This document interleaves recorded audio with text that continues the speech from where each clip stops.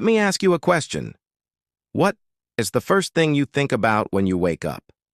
For a lot of us, it's that first cup of coffee or what we're going to eat for breakfast. We've all heard that breakfast is the most important meal of the day.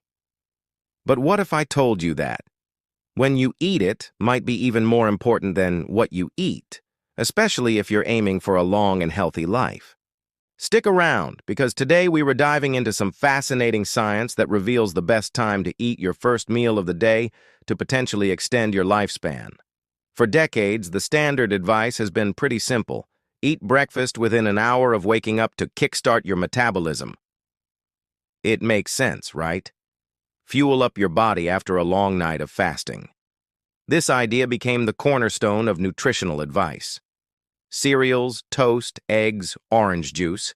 The classic breakfast spread was marketed as the essential start to a productive day.